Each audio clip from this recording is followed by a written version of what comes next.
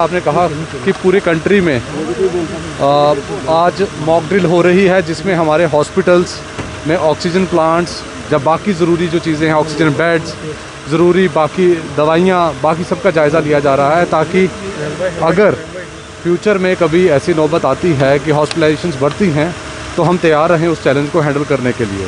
आपने पिछले कुछ दिनों से देखा होगा कि कोविड के केसेस में थोड़ा इंक्रीज़ देखने को नज़र आ रहा है, जबकि जिस तरीके से केसेस बढ़ रहे हैं उस तरीके से हॉस्पिटल एडमिशन्स नहीं बढ़ रही हैं। ये पूरी कंट्री में सेम ट्रेंड है, यहाँ पे भी सिमिलर ट्रेंड है।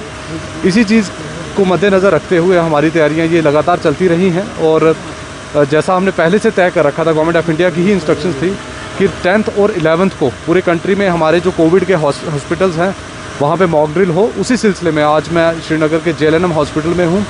यहाँ पे भी हम जायज़ा ले रहे हैं कि हमारी तैयारियाँ किस तरीके से हैं, ताकि अगर कोई कमी पेशी है उसको हम टाइम रहते हुए पूरी कर रहे हैं। सर जीनोमिक सीक्वेंसिंग लैब जो है सिक्किम में एक शुरू हो गई है, कितना बूस्ट मिलेगा इसके रिगार्डिंग जीनोमिक सीक्वेंसिंग? देखिए, आप ये जो स्किम सोरा हमारा हॉस्पिटल है, वहाँ पे पिछले दिनों जीनोम सीक्वेंसिंग की जो लैब है वो स्टार्ट हुई है, और इस लैब का इम्पोर्टेंस हम इस तरीके से जान सकते हैं कि कोविड के जो वेरिएंट्स हैं, ओमिक्रॉन के ही बहुत सारे वेरिएंट्स हैं, किस तरीके से वो चेंज होते रहते हैं, उसको पकड़ने के लिए ये लैब्स की बहुत अहम एक रोल रहता, किरदार रहता है। और यही एक रिज़ल्ट है कि आज अब पूरी कंट्री में आप देख रहे हो कि सबसे ज़्यादा जीनोम सीक्वेंसिंग इंडिया से होके निकल के सामने आ रही है, जिसके कारण किस वेरिएंट की क्या प्रेवलेंस है कम्युनिटी में, किस तरीके से वो स्प्रेड हो रहा है, उसके बारे में ज़्यादा हमारे एक्सपर्ट्स को जानकारी मिलती है, और टाइम रहते हुए हमें भी उसका असिस्टेंस मिलता है कि हम बाकी तैयारियां कर पाएँ। और इसके मज़ीद मैं ये भी बताना चाहूँगा कि 2 और नई जीनोम सीक्वेंसिंग लैब्स हमारी अंडर कमिशनिंग हैं, एक GMC श्रीनगर के लिए और एक GMC जम्मू के लिए।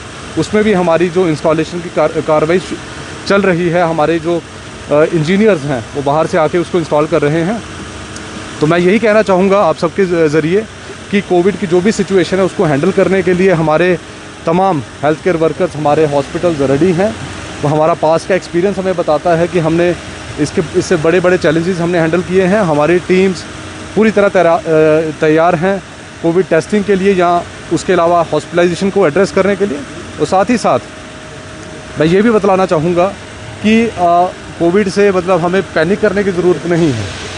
ये सीन दिस एंड और इस पूरी सिचुएशन को हम बड़ी क्लोजली मॉनिटर करते जा रहे हैं, और अगर गवर्नमेंट ऑफ इंडिया भी हमें टाइम टू टाइम गाइड कर रही है, जैसी इंस्ट्रक्शंस गवर्नमेंट ऑफ इंडिया से मिलेंगी और जैसी ग्राउंड पे सिचुएशन रहेगी उस तरीके से हम अपनी स्ट्रेटजी भी चेंज करते रहेंगे। सर एक सवाल पूछना चाहेंगे कि जिस तरह से टूरिस्ट का फ्लो कश्मीर में बढ़ता जा रहा है, अभी तक हमने कहीं पर किसी भी पार्क में टेस्टिंग नहीं देखी है, आने वाले दिनों में टूरिस्ट और बढ़ सकते, क्या कुछ स्ट्रेटजीज है?